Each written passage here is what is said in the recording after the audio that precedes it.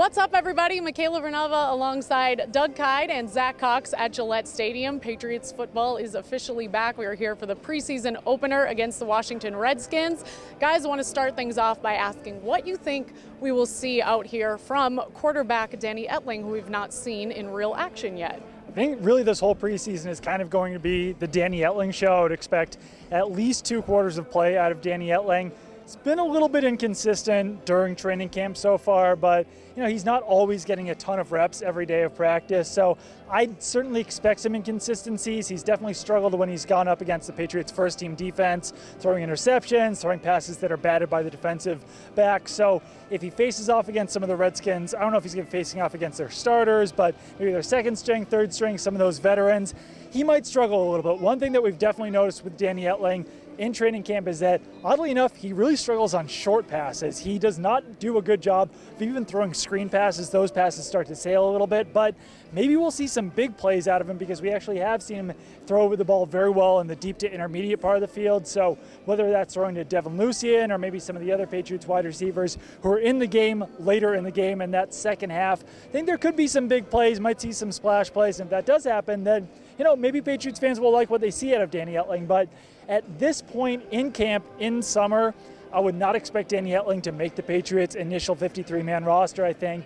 he's probably destined for the practice squad. But if he does have a solid preseason, maybe that could change. The Patriots could carry 3 quarterbacks. Well, we'll see if the lights and the crowd and the energy here at Gillette Stadium brings out a side of him that we haven't yet seen. One guy we do know does very well under the lights is Julian Edelman, but we did not see him, obviously, all of last season. Think we'll see him much out here tonight, Zach? TBD. We did see Julian Edelman out here a little while ago. He was actually the first Patriots player out on the field, and like you said, it's been a very long time since we've actually seen Julian Edelman play in a game because he suffered that season-ending torn ACL last preseason. He's suspended for the first 4 games of the regular season, but he is eligible to participate in training camp and play in these 4 preseason games. Not sure whether they're going to actually put him into this game. I think under normal circumstances, they probably would not play him, but maybe with him scheduled to miss those first 4 regular season games, maybe they do put him in there for a little bit. But even if he does play, I don't think he'll be in there for much more than a series or 2. I think for a lot of this game, the majority of this game, you're going to be kind of looking at some of those younger Patriots receivers and some of the Patriots newcomers. I mean, some of the guys that are trying to battle to fight for spots on this roster, like Braxton Berrios, Riley McCarron, Devin Lucien you mentioned. I think we might see a good amount of Cordero Patterson in this game. He's a guy that has a little bit firmer of a grasp on a roster spot than some of those guys I just mentioned, but he's also a guy who's new to the system, new coming in, by no means a roster lock, so I think you might see a little bit of him out there. And maybe Eric Decker, who knows? Probably unlikely since he just joined the team last week, but a lot of new faces in this receiving core. I think you'll see most of them out on the field tonight. Well, the receiving core is not the only position with a lot of question marks floating around. Doug, who are some players specifically you'll be keeping an eye on out here? Definitely the running back position, especially since Sony Michel is injured right now. So unfortunately for Patriots fans, they won't get to see that first-round pick, who was handed a new number today, by the way. He was wearing number 51 in training camp. Now he'll wear number 29. We'll see if we actually see him wear that uniform in preseason because, like I said, he is dealing with a knee injury right now. The way the Patriots have handled running backs in the past is that they'll give one veteran running back a game during the preseason to really get on a roll. So I don't know who that's going to be. It's probably not going to be Rex Burkhead because he left practice early on Wednesday. So it's probably either going to be Mike Gillislee or Jeremy Hill. There might have been a hint as to who that player is going to be during practice because Mike Gillislee did receive a lot of carries during Wednesday's practice. So my guess is that we're probably going to see a lot of Jeremy Hill early in this game. Really, Jeremy Hill and Mike Gillislee are fighting for one roster spot behind James White, Rex Burkhead, Sony Michel, and probably Brandon Bolden. We'll see who emerges out of Hill and Gillislee.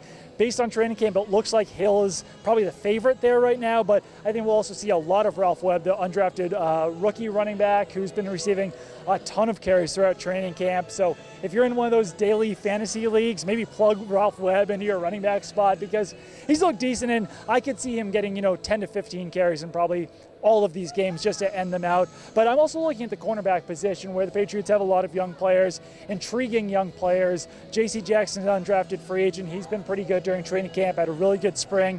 Ryan Lewis is another guy who's really stood out in training camp. He's got his hand on a lot of balls, and we'll see if either one of those guys can beat out some of the more entrenched players, some more of the veteran players. Not sure if we'll see Jason McCourty. I don't know if we'll see Cyrus Jones or Jonathan Jones.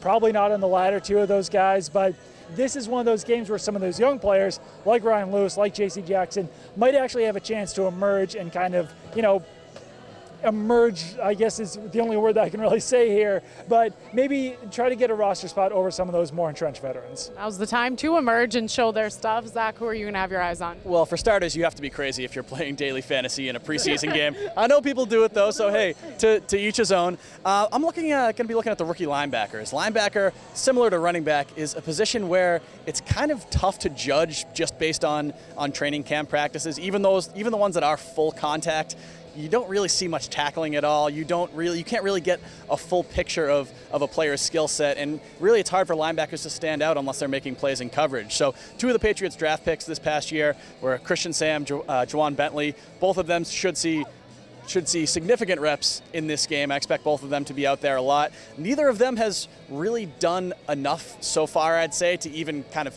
challenge one of those entrenched roster locks, maybe like an Landon Roberts is probably the starting linebacker or the incumbent linebacker that's the closest to maybe being pushed out by one of these players, but you couldn't say that either of them are in that situation to do so yet. But who knows, if either of those guys comes out here and has a really strong preseason, you could see one of them challenge a Landon Roberts for a spot on this team.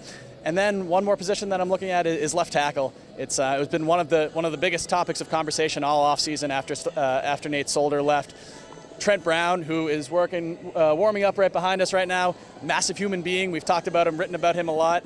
He's kind of seems to be entrenched as that starting left tackle to replace Nate Solder, at least so far. He's really taken pretty much every first-team snap with that first-team offense at left tackle. Who knows how much we'll see of him tonight, because the players who are kind of projected as starters usually don't play as much in the preseason. But it'll be interesting to see him face a fully live pass rush for the first time. And then Isaiah Wynn, who's been his backup so far and who many people have expected to compete for that starting left tackle job.